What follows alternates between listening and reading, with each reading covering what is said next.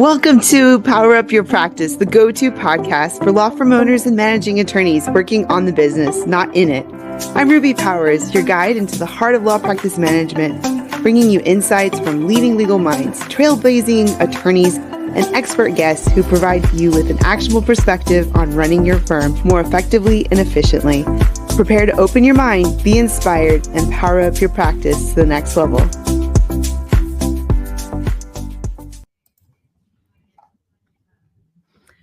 Hi, everyone. This is Ruby Powers. I am your host of Power Up Your Practice. Thanks for joining us today. Really excited to have Emily Lippincott with, she is a legal futurist at Filevine, and she's an attorney with over 16 years of experience in Silicon Valley, both in-house and at law firms, counseling corporate clients from incorporation to public offering or acquisition. I just think it's cool to have the title Legal Futurist. I want to have that title sometime, but that's really so futurist. Emily and I have met through Filevine and some legal tech conferences and ALA and all this other good stuff. And I feel like I see you about 3 or 4 times a year on average, just at conferences. And I know we'll see each other again a couple more times in September. But why don't you tell us a little bit more about yourself and what you're up to? Yeah, well, first, let me say thank you so much for having me on. I'm super excited to chat here on this podcast. Yeah, so I kind of consider myself like a recovering attorney now. So even though I'm still licensed in 3 states and could, practice at any point, about 2 years ago, when I joined Filevine is when I sort of made the leap to stop having attorney in my title, if you will, which was in my brain at least was the indicator that I was no longer full-time practicing law, and joined Filevine, which is a sort of an end-to-end matter management platform. So I didn't go too far, right? I didn't go completely outside of my zone. But yeah, so as part of that, I relocated to Utah. So I really enjoy kind of getting out into the mountains here, learning to ski for the first time in my 40s, which is exciting, right? So yeah, it's been a good last couple of years for me, getting kind of apart from the full-time practice and into helping other lawyers, power up their own practices. So what does it mean to be a legal futurist, actually? How would you describe that? Yeah, I'll give you kind of what I tell my family because they were like, "Oh, our daughter's a lawyer," right? Like that was an easy one for them to explain, but now they're like, So I'm constantly kind of having to give them the elevator pitch, if you will. So I guess the way I would describe it, and when people ask me, is to say I'm on a small team of 5 people within Filevine, and we're like a skunk works team, if anyone's familiar with that concept. So we work within Filevine, but we often work on projects that either the Filevine core product team doesn't have the time or the expertise to work on. And so it's really fun. Every year we sort of reinvent ourselves by picking something new to kind of develop. This past year, it's primarily been our immigration AI product. And so, yeah, we have kind of carte blanche to figure things out and strategize. And we all come from different backgrounds. We have 2 PhDs on our team, neither of whom were in legal, but are now sort of learning. We have an incredible software developer and then a former sort of CFO. So we all bring different kind of ideas to the table, and we get to kind of for a year, 18 months or 24 months, really focus on a project and hopefully either incorporate it fully into Filevine or kind of spin it off into something else. So we think 3 to 5 years out, we're sort of trying to decide. And I think lately it's been closer to 3 years, I would say, given all the changes with AI, right? It used to be 5 years was doable. 3 is now even more of a prediction, right? Mm-hmm. And then either we build it, like I said, or we kind of tell the core team, like, hey, we think this is where this is headed, start to think about it so that by the time we get to that year 3, we've already thought it through. We've already started maybe working on it, and we're kind of ahead of the curve. So a little bit of a long-winded answer, but that's kind of what our team does. No, I love it. And I recently interviewed Alexander Pagan, who's on the board of the ABA Tech Show. And one of the biggest things he said about why he likes to be a part of the ABA Tech Show is just because when he goes there, he feels like he can see what's happening in the future. And what's going to be coming around the corner. And so well, I don't know what you're allowed to tell us, but you go to a lot of conferences. You went to ILTA not too long ago, and we've seen each other at conferences. What do you think are some of the trends and of what's hot now and what will be hot in the future? Yeah, so I think, and I was reflecting on this after being at ILTA Con last week or 2 weeks ago, whenever that was. Last year, I think it was all about the idea of AI, and people were still trying to figure out what did that mean generally. Uh-huh. I myself had to educate, to understand what is generative AI, what is extractive AI, what are agent, all these kind of vocabulary words that came along with the launch really of ChatGPT to the world about a year and a half ago. And so it's still an education process. And I think that's where most people were last year. This year, it's about what's actually out there, but also how it's working, right? Is Mhm. it is it delivering what it promises or not, right? And so I think there was a healthy level of skepticism, not of AI, which I think is what we saw last year. Like, I don't think this is really going to be a thing, right? To, oh, it's a thing, but maybe it doesn't do exactly what it promises, or maybe it wasn't designed by people, especially in our legal space, right, who were lawyers and would know how they would want it to use, as opposed to AI, for the masses that I think most of us are familiar with kind of in our regular lives. And so I think, the conversations this year and the momentum is around, does it actually do what it says it does?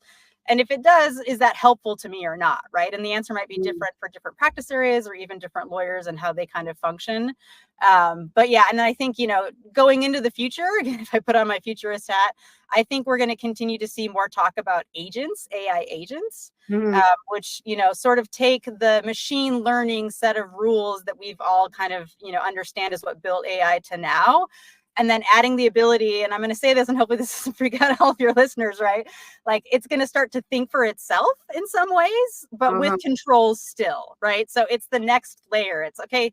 AI is pretty good at following rules. We're figuring out how to keep those hallucinations or those kind of, jumps in logic that don't necessarily make sense. We're learning how to minimize those.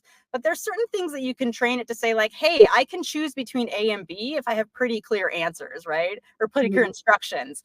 And so I think that's where we're headed, is kind of exploring what does that look like and what are the next set of pitfalls, right? Because we keep uncovering pitfalls as we go, as we start to use the tools.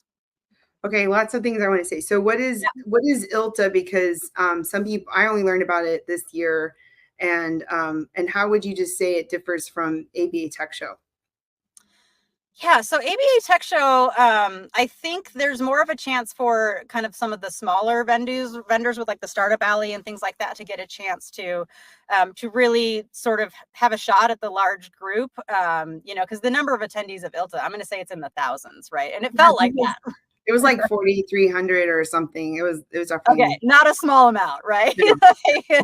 Especially for a legal conference. And it's in this massive building, and in this case, I call it the biodome, right? It was the kind of resort where you could kind of stay in the whole thing and never experience the weather, but it was, several minutes walk and things like that. So I think it's just a different vibe. And ILTA, I mean, I've been a member of ILTA even when I was a practicing attorney. It's a great organization, right?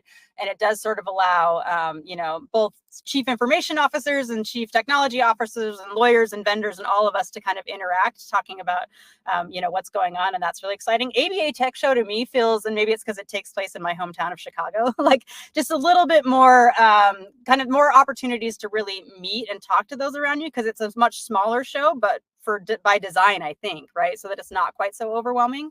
And I think the breadth of technology that I run into at ABA Tech Show is a little bit different than what it is at ILTA. Yeah, I think the reason I hadn't heard about ILTA because I wasn't with a gigantic law Yeah. firm or something like that. Yeah. But yeah, it's a 4.5 day conference, and there's a lot of it's similar in that there's talk about tech. There's not as really a big focus on the CLE as much, because there's a lot of non-lawyers that go, Right. and staff from the firms and things like that. But anyway, I think watching and listening to people about what they heard, I think it's some of the trends are sort of like a continuation of what we hear like at ABA Tech Show, which, small plug, April 2nd to 5th, 2025, but in Chicago again at the McCormick. And then, okay, let's do some more definitions. What you did sort of describe what an agent was, but like I feel like that's been sort of hot more in the last few months, like being able to create one. It's almost like creating your own little assistant in a way. Like what's a practical for those who are our audience that are like managing attorneys, partners, right hand associates? like what's an example of how someone could build an agent in their practice and put it to use? Yeah. So, without kind of revealing some of the stuff our team is thinking about for Oh, the future. No, you're totally fine. Just like generic answer, I would say think of things today that require manual intervention that maybe wouldn't necessarily need. Meaning, you don't need your lawyer hat or your expertise to kind of decide. You're not in a gray area. It's sort of pretty clear. There are agents out there now that help you with, scheduling your calendar, right? As a pretty basic example. And there are great tools out there. I am one who prefers to build stuff, right? So I love that you kind of posed the question that way, like, how could I build something? I would just, as a general kind of piece of guidance on this, say, if you're going to use AI, you should absolutely pay for it, because if you're not paying for it, it means you're the product and it's learning from your data, and heaven forbid it would be sharing, confidential information. So lots of tools out there that are fairly reasonably priced in my mind for what they do.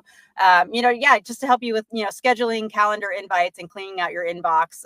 Think of it like, the rules you can set up in Gmail and Microsoft Office, but with more kind of thought on top of them, right? Should I just mark this as unread and shove it off? Or it's like, hey, this seems a little bit different. Maybe I won't. I'll raise it to the top of the inbox and say, hey, questioning here, like, do you actually want to look at this, or do you want that rule to run and have it disappear? So that's, I think, a good way to kind of just get started. Well, I have some friends that are trying to, how do I say, yes, they are sort of trying to replace some of their team members with bots. And they're starting with like marketing, and then like certain admin or onboarding type of reception type of skill. They're not attorneys, but some friends are attorneys that are doing this too. But so it's sort of, I find it as sort of an experiment. Like, how can we leverage the technology to the fullest so that the humans, I shouldn't say humans, but it sort of feels like I need to, because we're talking about the technology versus the human, like, can do really what only humans can do and do really well. And so like, I'm sort of on a path right now to overhaul things in our marketing, to our sales onboarding, to the contract, all the way to consult, and on, opening cases space, because now our CRM integrates with our case management software. So now I can have more fun there. But anyway, I think that I agree with you. There's a lot there. And I think I can see the shift, before it's like, oh my gosh, and then it's like, what is AI? And then like, oh, and then there's a different spectrum of people who are really involved and in it, and then the people who are still like afraid to like even look into it, because they think they're going to get disbarred or something by even uttering the words. I know.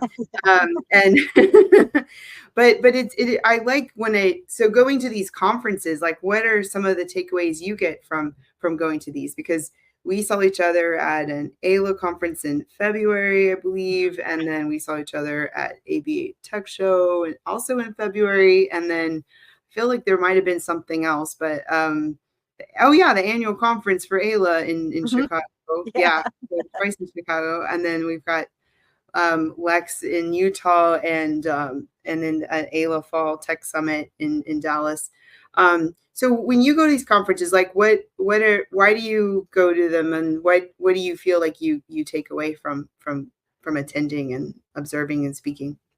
Yeah, I think in my mind, every conference has kind of like a couple of goals in common, and then depending on the type of conference, maybe specific goals. But I would say in general, I think, we talked about that skepticism from last year that's kind of still rolling into this year, although less about, is AI a thing and should I look into this, and more like, is it doing what what I'm hoping it's going to do?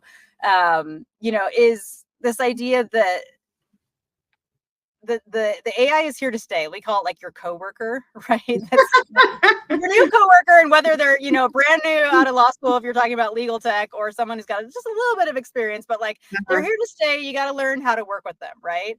And so depending on the conference, I think different practice areas within the law are more open to embracing it faster. And I think that's true with a lot of things, right? other than this is a statistics that I've heard, other than medical doctors who would take the longest to adopt new text, lawyers are the next slowest. Really? Right? Yeah. And so this idea that, we're at the forefront is true. I think within legal, there are absolutely people that are pushing the boundaries. But then there's just a lot of people that are kind of sitting back and waiting. So I want to talk to those people to understand, like, why are you not an early adopter? Right. And understand, is it because, certain practice areas are like, hey, the human element that you were talking about, right? I was on a podcast a couple of weeks ago, and somebody made the comment of like, generationally, we went from people who only use like the phone to people who learned how to fax to people who learned how to email and then stopped using the phone and the fax, and then people who just text, and it's a generational thing, but how we work also follows that. But then going forward with AI, as you were saying, like the human element is going to become so much more important. So the joke is like phone calls are going to become important again, because the rest of the work is going to be not on autopilot, right? I would never say that, especially as a recovering lawyer. But the things that you spend your time doing are to be connecting with your clients, solving those things that are in the gray area that you don't want a machine to solve, right? They have those, the studies that have come out about AI, and it was actually something mentioned by the opening speaker at ILTA, is that, would you rather have a human judge or an AI judge if you were ever in court, right? Assuming that, like, for whatever reason you find yourself in before a judge, would you rather have a human judge or an AI judge? And the speaker actually asked people to raise their hands and kind of say, like, which is which. And I had a little bit of it because I'd read the study I thought that they were referring to. I chose the human judge because even though human judges are flawed, AI makes decisions based on efficiency and not necessarily based on the human element, right? So it's going to say, oh, it's more efficient to put this person, in prison for 5 years, than say like, oh, but this is the only time they've ever committed a crime. And it was actually, they don't take in, account those human elements that you would want like a human judge, presumably, to at least consider, right? So definitely want to talk to the people that are not adopting to understand why. Is it an education thing? They're like, I don't know like I said, I'm learning as I go. Like as an attorney, I did not know much about AI other than it was, I thought OCR was like really cool. And that's like, old school technology now, right? Yeah. Understand, like, is it an education thing, or is it that it doesn't seem like it works for their particular practice area, right? Because I happen to be on the vendor side. And if there's something that we can do to say, hey, we can meet that need, great. And then I want to talk to people who are thinking way outside the box, right? Like my current team is, people who are paid to think outside the box, essentially, right? And so talking to other people, whether it's in legal tech or just technology generally, to say, like, what is the thing that you're hearing about on the ground, right? Because I used to live in Silicon Valley and I loved it. And I used to hear, friends doing random things at startups and be like, oh, that sounds really cool. Now it takes, a little bit longer for the rumor mill to get to me because I'm not quite so physically located there. But just to understand like what the rumors are, because I'm sure this is true even at like immigration conferences, right? It's like there's whispers about like, oh, so and so is going to launch this, if you heard that, right? And it's kind of fun but also interesting. So those are kind of like the things that I want to do. For me, it's mostly meeting other people, networking, and then like answering those two questions. Like, are you hesitant? Or are you all in? If so, why? And then, just kind of understanding, is it a practice area thing, or is it more of a general thing? Or But even those who go to these conferences, you've got an interesting, a sort of a selection of people, because not everyone's going to go to them if they're hesitant. I don't think, so you're sort of, there's some selection bias there. Yeah, exactly. That's what I was trying to say. I'm a former sociology major. So. Okay. Because even with the American Immigration Lawyers Association Tech Summit that we are putting together, our goal is to teach to intermediate or advanced on the panels. But our hope is that we also can invite people who are sort of like hesitant, like you say, and are curious and are like, okay, what is this thing? I want to figure it out, and feel like we can still, pull them up to this conversation. But a few things you said that made me want to mention a few things. Well, and I think we saw each other back in February, and I mentioned this at one of my a speech I did about how there's this article with Jordan Furlong about how attorneys with AI, once we get the knack of how it's all going to work and we leverage it as much as we can, lawyers will eventually get down to what we were originally supposed to do, which was to advocate, advise, and accompany. And sort of a lot of that admin and all that other stuff that we do because we have to still make it happen. We'll be able to use AI or agents or bots and more technology so that we could focus on what we're better at. I guess that goes along with what I was saying, like the humans do what they real humans should do. And then the other thought that made me think about that question, and I don't know what my answer would be, whether I'd want a human judge or AI robot judge, but Richard Susskind's brought up those types of things about how there's just so much delay and so much litigation, not just US, but like think about other, he was mentioning, I think Brazil and some other countries, India, like, wouldn't it be better just to have maybe some type of a AI justice, I guess, versus human, if we're never going to, because that justice delayed, justice denied type of thing. Yeah. But I will tell you, just from doing anecdotally, and this is probably not scientific, but from my creating images on ChatGPT, there's a lot of bias there in just the images. Every time I ask it to do a black and white image, I was working on my book, a black and white image that depicted, I don't know, technology or I don't know, innovation, it would always have a man in it. It would always, and then if I asked it to have a woman, it would have like a very curvaceous, very low cut. Yeah. I was like, okay, so then that just makes me think, I know that's images, but it just like, the information that's being fed to the AI, what, and I know that's a whole nother conversation, but it's sort of similar, but. Yeah. And there's definitely some good books out there that kind of, talk about this. And one is actually a speaker that we had at our Lex user conference last year, Orly Lobel, out of Southern California. I think she's out of San Diego, if I remember right, but she wrote something called The Equality Machine that essentially is exactly about this topic, right? It's like, are the models are trained by humans, and we know that humans are innately, sort of biased, whether we admit it or not, or realize it or not, right? A lot of time the biases are subconscious. And then like, what does that mean for the training of the models and the future? And it's a really great read. I highly recommend it. But yeah, it's exactly around that topic. What's it called? The equality bias? The Equality Machine. Equality Machine. Okay. Yeah. By Orly Lobel, ORLYLOBE. Okay. All right. Definitely. Now that I finished my book, I'm allowing myself to read. Reading for fun. Yeah. Which, and for those who are like parents, it's sort of the same. It's like, we like what we think and what we teach and what we do, like our children are absorbing that. It's like it's like AI too, like, and even our bias in our subconscious, and we don't even realize it, because you want to teach the best thing, but you don't realize what lens you might be teaching them and propagating biases or just ways of thinking that might not be accurate. I don't know.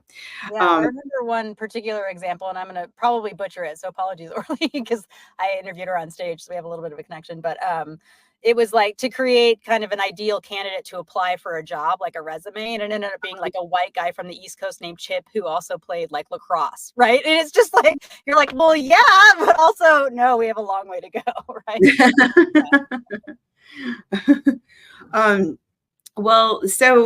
Well, there's just, I guess there's so much. So what if you were a managing attorney, partner, somebody a decision maker at your firm, what do you think you should definitely be doing in the tech AI space, or you definitely shouldn't be doing, or I don't know, what advice would you give to them? Yeah, I'll reiterate the warning from before. If you're not paying for it, don't use it. You should pay the tools you're using. Otherwise, your data is being used to train the model, right? I would say in the same vein, when you're thinking about how you want to sort of use AI, before we have some kind of clear ethical rules, right? Because there's been some initial kind of thoughts around what this looks like, especially for the practice of law, right? Because you mentioned earlier, some people are like, oh, I think it's malpractice to even consider it, right? And then I think actually ABA came out with an opinion a couple of weeks ago to sort of give us a sense for where it might be going, but obviously it's not the final say. But also make sure whatever tools you are using and paying for are not, ask how they're using your data, right? As a vendor, all of the tools that we use, and we use a variety of models because they're all sort of known to do different things well. So we pick the right blend of models for the right task. right? So it's not a one size fits all, even though a lot of people might think that it's like, oh, AI is AI. And it's like, well, there's some AI that's, really good at extracting information out of documents, and other AI that's better about generating or creating from scratch, clauses and things like that. So pick the right tool for the job, and understand it could be more than one, but make sure that that tool is not storing your data in any way. So our particular way of handling that is what they call a 0-day retention. So we feed in the information to get the output, and then we tell the model immediately to forget what we fed it. So we still have the output, which is important, right? But there's no connection between what we fed into it and what comes out of it. But yeah, I mean, I think start small. Coming from, this world, I think people are like, oh, well, every vendor I have that has AI, I should be reaching out to them and buying whatever it is that they have. And it's like, maybe, but also like think about it kind of critically. I would say, especially for those, who have staff that are tech curious, ask them what tasks they think they might want to do and what tools that they're hearing about. For sure, in the legal space, we all talk about like, hey, I'm using XYZ tool. Have you tried it yet? It works really great. Or, oh, hey, it wasn't, quite what we were looking for. So talk to the people on your staff, find out if they already have, something in mind or a task that they want to accomplish, and then find the right tool for that task. So we, as a vendor, we offer both the extractive, so again, pulling information out of documents and pictures and videos and all that kind of stuff, and the generative or the drafting side of it. We've got tools that do all of those things in different arenas, right? But we would never overwhelm somebody by just saying like, buy it all and figure out what works for you, right? We tend to start to say, let's start with the extraction side and find the right tool that works for that. Yeah. And then honestly, there's so much information online. It can be a little hard to kind of dig through, but I think there's a lot of great, podcasters such as yourself and bloggers and things that are in this space that are kind of doing that. Keep an eye on this, tool. We're hearing good things about it. And so learn from them as well. Yeah, that's a really good point. And I think asking your staff what are their pain points, because and this is, there is a human, sort of what we were saying and echoing that, like the human element, like we have to get our team on board. They need to be trained. We also need to know where do they spend the most time on. I've heard some stories from friends say they bought this really cool, shiny, program, and then they provided it to their staff. They thought they trained them. They walked away. They asked one day, can you do this? And then they actually watched them do the function in front of them, and they realized they completely weren't using the program properly, and they like completely defeated the purpose, because now they were like copying and pasting things. The whole point was the program was to automate those things and make it more efficient. And I think that's the other conversation to all of this, is not just like, okay, wow, there's all these great tools and stuff, but it's like, how do we choose them, what's right for our firm, but also how do we get our team on board? Because it takes a while to train, to onboard, to figure things out. And then having recently done a huge transition in my firm, it creates this ripple effect, because then once you figure one thing out, and then it sort of emanates to all these other parts of the firm, and you're like, oh, and then it makes you reevaluate how you can, create better systems, or maybe use other programs more efficiently. So the whole thing can be quite overwhelming.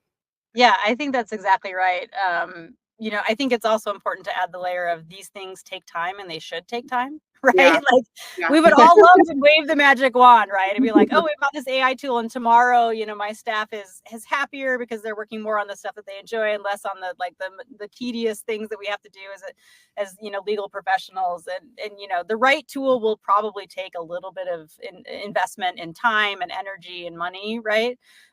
It's funny though, like on the vendor side, I think in my LinkedIn, I say I'm an accidental product manager, which is true, right? Like I am the product manager of our immigration AI tool. And it's like, as much as we can sit around and try and design something again, and I have a legal background, right? Users will always find a different way to use it than you expected, right?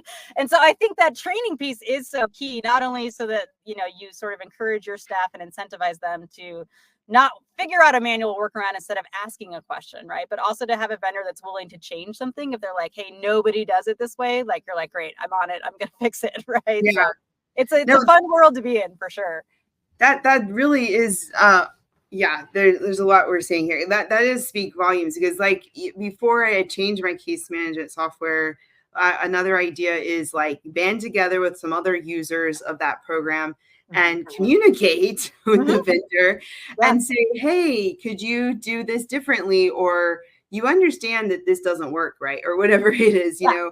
know, and like meet together in numbers, you could maybe make that change as opposed to having to up and pick up and leave. So that's one thought. But then the other thing I find, you know, the more you move up the little hierarchy, is that you don't really know how your team is using it, because you don't do whatever functions they do, the tasks that they do. Right. And so, for example, I thought we were doing an amazing job with like our way we were doing our contract writing, and come to find out we weren't using the technology I was paying for the fullest. We are, you know, probably a seconds away from doing it right now, but for the last years we were not. And I just found that out. And you know, as a managing attorney, CEO person, you know, you pay for stuff, you think things are being done right, and then you find out they're not. But I think that's the point of how you need to either have somebody in charge of this in your firm, even if how small your firm may be, but also reevaluate on a regular basis how your systems are working and if they're working well. Because it's not just like your systems in your firm, it's also the vendors are always evolving and adding new features. Like you buy something a few years ago and they're like almost a whole nother product by years later, and you can do this, you can do that. And I think that's, I guess I'm going on a little monologue here, but I think I got it a couple times too. You're good. It's probably your turn anyway. but I think one of my takeaways from in this space is just that like we have to audit as owners and managing attorneys and whatever and partners, we have to audit our tech, I think, more regularly than we ever did before, because this is where we're spending a lot of money, energy, and time. And you know, the more users, the more links, the more clicks, the passwords, all that stuff, we're probably overspending on different things that we don't need. And because vendors are getting better in every which way and becoming more robust.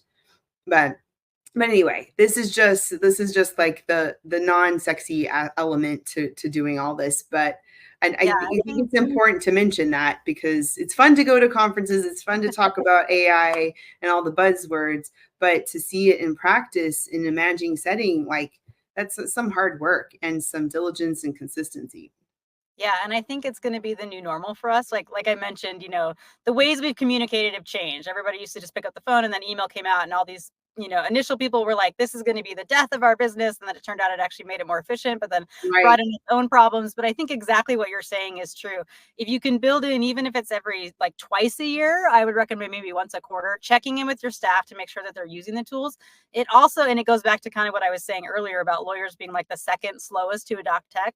There's something about people that are drawn to the career of law that they never want to seem like they don't know what they're talking about or what they're doing. And so they're afraid to ask questions, right? And so if you do this regular check-in, it might, as a secondary thing, which is almost in some ways more important, allow the chance for people to be like, yeah, I know we went over this and I'm sorry I wasn't paying attention to the Zoom training that the vendor did, but like, how do you do this, right? And you're like, easy. We're going to answer that question, and then they'll start using the tool, right? So change management is a whole separate topic, right? But I think this is just a little piece of that, right? Is fostering an environment of people being allowed to ask questions in a profession where that's kind of seen like a no-no, right?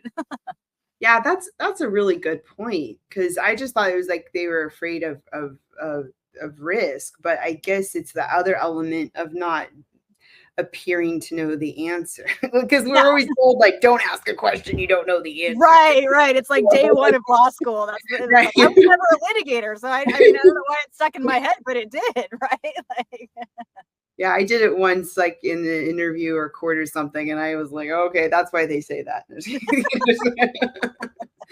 No, that's true. I've had these conversations where like, to be a good entrepreneur, business owner, it's a contradiction to some of the things you think and do as a lawyer. And so you sort of have to wear your different hats and go back and forth, and which function you're playing in your firm. Yes. Oh, all the good stuff there. Yeah. And well, why don't you tell us like a little bit more about I mean, I know that there's a lot, but about what is Filevine and what are some of the options it has? And I think there's a conference called Lex coming up for those. So what happens at this Lex place? Yeah. So Lex yeah, Lex is our big user conference that we hold annually here in Salt Lake City.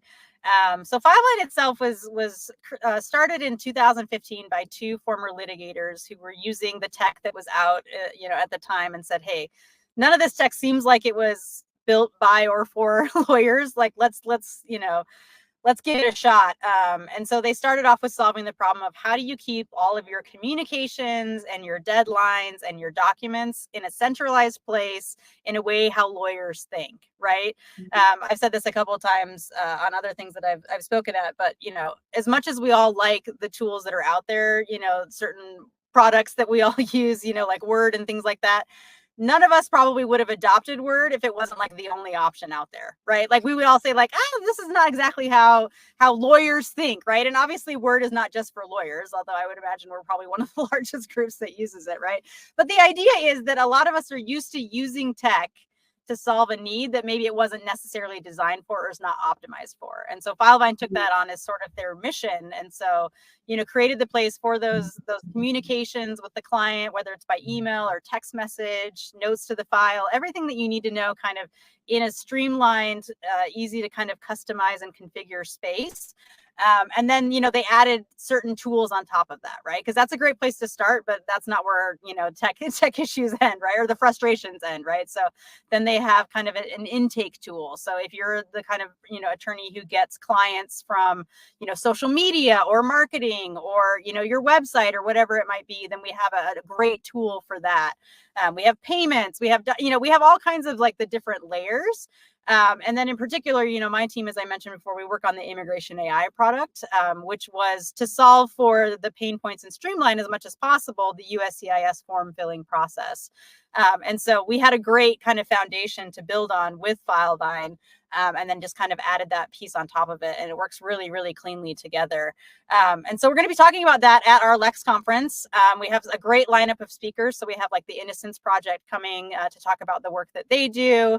My personal favorite is that Gabriel Macht of Suits, which was something that I watched when I was a lawyer, just, for brain candies, I would call it. He's going to be speaking, right? We have Kat Casey coming. So we have people from within the legal tech space coming and presenting. You're presenting as well. Super excited for your session. And so, so it's a kind of a 2-day event. It's 3 days technically, but the first day is really for current users to get that kind of base camp or boot camp experience, to get those questions answered, right? So that they don't have to feel like, they're the only one at their firm that doesn't know how the different elements of Filevine work. So we have the boot camp, and then we have 2 full days of, and then there's a party. I've been told there's a rapper named Nelly coming to perform on this. Right? So it's I would say it's along the lines of like ABA Tech Show, in the sense that it's designed for people to get a chance to meet everyone, right? So it's not a crazy 4,300 user conference yet, right? We have our goals. But yeah, so come to Salt Lake, learn about legal tech. Our team is going to be showing off something that we've kept sort of under wraps for a little while in the AI space, that we're really excited to kind of show off. So top secret stuff. Yeah. I was actually watching Suits the other day, because I truth be told never watched the entire thing. Only got into it like this last year. Sure. And anyway, so but yeah, when I saw the lineup, I was like, ooh, this should be interesting. Yeah, it's a lot. There's something for everyone, I guess. Is how I would say. Like, yeah, it'll be fun though. We always try and keep it fun and light and informative. So it's kind of the perfect combination. Oh, well, that's good. Well, man, I guess we can't talk forever. I guess I need to go into asking you, what is your favorite board game or game? Yeah. So I'll go with the first board game that I remember learning, which is Candyland. I haven't played it in a while. Pretty sure I could still pick it up, but I definitely have very fond memories as a family sitting around playing that. I grew up in Chicago, sometimes in front of the fire, during the cold winters, and it's a fun game that anyone can kind of pick up. So Yeah, I played that with my grandpa. I have fond memories, but it's been a long Hopefully they time. still make it. I don't even know, I think actually. they do. I think there's different versions of it. Yeah, you can have fun with that.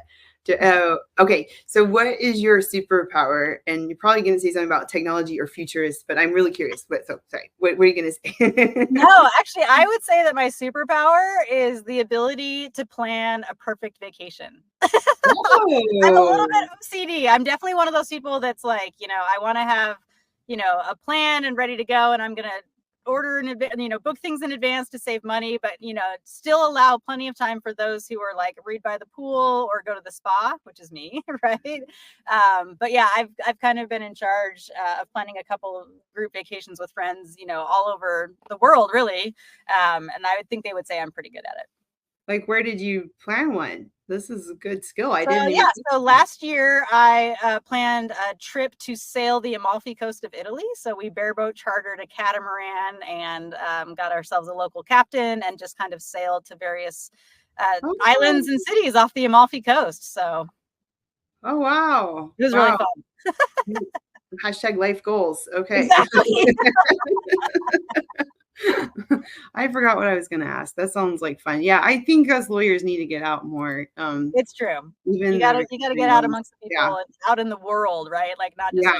stay in your staycations have a place, to be clear, but I always learn something or have some sort of a life epiphany when I'm out in the world learning about a new culture or a new place.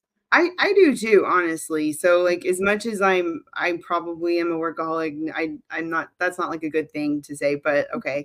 I sort of trick my mind, say, well, when I'm out and about on vacation, I'm still learning about, how better to serve my clients or run a law firm or, think about law practice management. I do. I observe service providers. I observe like how people are still using the QR code at restaurants. I'm like, that's a whole other debate. We could talk about scheduling. Like I'm like trying, I like to see, just like you said, being close to rumor mills or going to the conferences, being able to share ideas.